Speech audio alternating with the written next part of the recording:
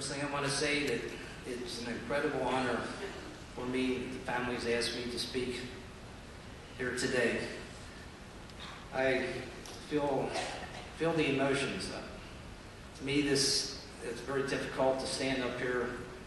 There's so much emotion in this room that it's an incredible experience for me. On Sunday, January 16th, a day that I will never forget, it started out as a beautiful, sunny day.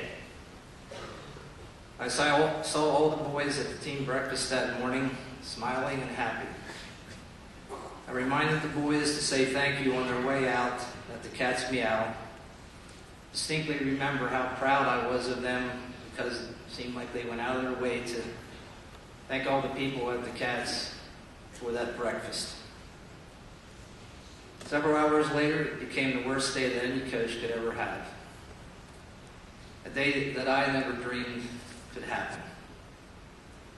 First, the phone call. Then the terrible bad news. Terrible accident. Boys are dead. I'm thinking, no, this cannot be happening to our boys. Rushing to the accident scene, wondering what is going on. Is it true? At the accident scene, we were told that one boy is going to the Hershey Medical Center. Let's go there. On the way there, the traffic seemed like it was so slow.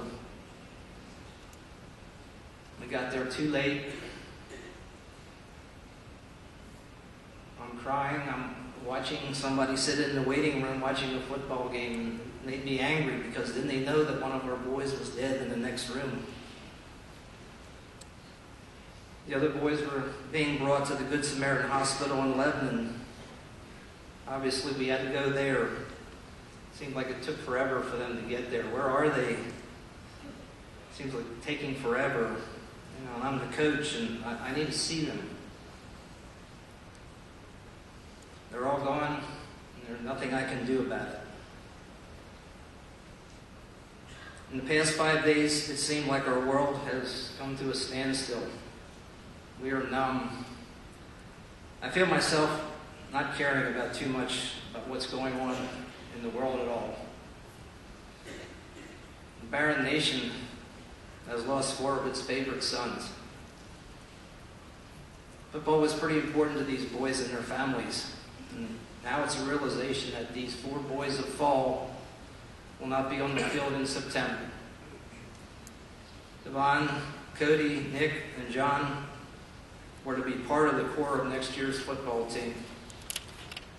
4 wonderful young boys who any high school coach in America would have wanted to have on their team. All different in many ways, but all similar in their work ethic, intensity, desire, and character. These boys are examples of the kind of players in Manheim that would allow someone like myself to be a head coach for 30 years. They cannot be replaced. Football is a tough game, and we as coaches act tough and talk tough. There's really no other way to do it. We coach them hard and put up this front. We don't talk too much about love.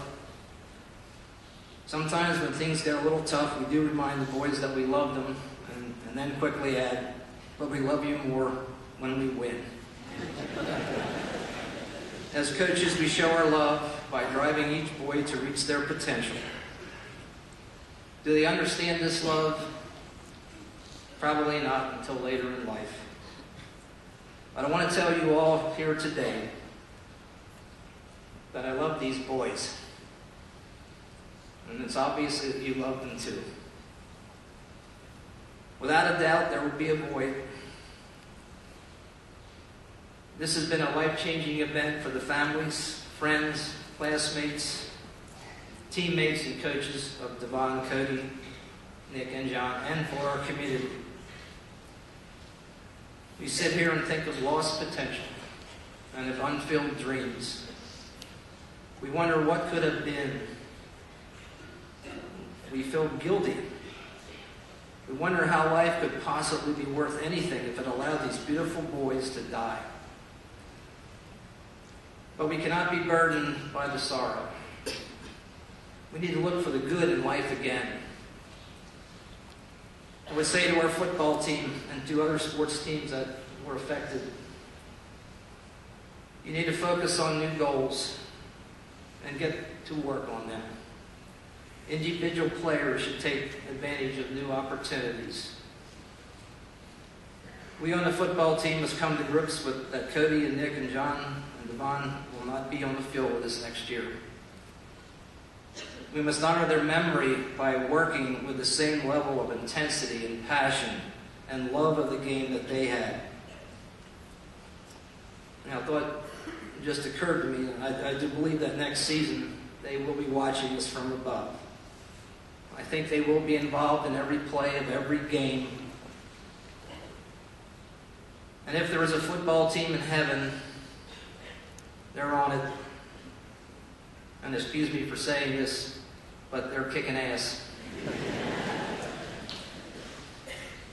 Guys, in the football team, our next season will not be defined by wins and losses, but it will be defined by how we recover. I can assure you that how we recover will be remembered. People will say that it will take a long time. But those people don't know our heart. I've been with the families from the beginning of this tragedy. I've seen their sorrow firsthand. But I've also seen their love and their strength. To them, I would say, please don't lose faith. You have so many wonderful memories of your sons. Allow these memories to give you the faith to go on. Shirley and John, Stacy, Jim and Melanie, John and Angie, Chad, Trish, and Mark, you were remarkable these past days in dealing with everything.